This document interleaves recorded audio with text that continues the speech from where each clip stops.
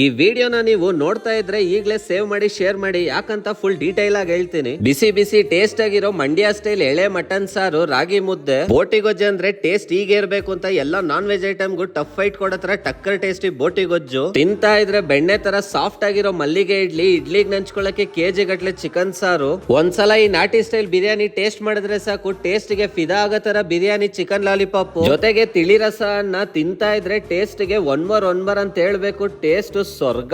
Recent ಆಗಿ ನನ್ನ friend ಮನೆಯಲ್ಲಿ ಬಾಡೂಟಕ್ಕೆ ಹೋಗಿದ್ದು, ಅಲ್ಲಿ ಬಾಡೂಟನ ಟೇಸ್ಟ್ ಮಾಡಿದೆ. ನಿಜ ಟೇಸ್ಟ್ ಗೆ 5 ಸ್ಟಾರ್ ರೇಟಿಂಗ್ ಕೊಡ್ಬೋದು, ಸಕ್ಕದಾಗಿತ್ತು. ಯಾರ್ದು ಗುರು ಕ್ಯಾಟರಿಂಗ್ ಸರ್ವಿಸ್ ಅಂತ ಕೇಳಿದ್ದಕ್ಕೆ ಮಗ ಅರವಿಂದ್ ಕ್ಯಾಟರಿಂಗ್ ಸರ್ವಿಸ್ ಅಂತ ನನ್ನ ಫ್ರೆಂಡ್ ಹೇಳ್ದ. ಲಾಸ್ಟ್ 8 ಇಯರ್ಸ್ ಇಂದ ನಮ್ಮ ಫ್ರೆಂಡ್ ಮನೇಲಿ ಯಾವ್ದೇ ಫಂಕ್ಷನ್ ಆದ್ರೂ ಅರವಿಂದ್ ಕ್ಯಾಟರಿಂಗ್ ಸರ್ವಿಸ್ ಗೆ ಕೊಡೋದು ಮಗ. ಯಾಕಂದ್ರೆ 30 ಜನಕ್ಕೆ ಆರ್ಡರ್ ಕೊಟ್ರು ಸರಿ, ಇಲ್ಲ 10,000 ಜನಕ್ಕೆ ಆರ್ಡರ್ ಕೊಟ್ರು ಸರಿ, ತುಂಬಾನೇ ನೀಟ್ ಅಂಡ್ ಕ್ಲೀನ್ ಆಗಿ ಅದು ನಮ್ ಬಜೆಟ್ ಅಲ್ಲಿ ಮಾಡ್ಕೊಡ್ತಾರೆ. ನನ್ಗಂತೂ ಟೇಸ್ಟ್ ತುಂಬಾನೇ ಇಷ್ಟ ಆಯ್ತು. ನೀವು ನಿಮ್ ಮನೆ ಪಾರ್ಟಿ ಫಂಕ್ಷನ್ಸ್ ಗೆ ಒಳ್ಳೆ ಟೇಸ್ಟ್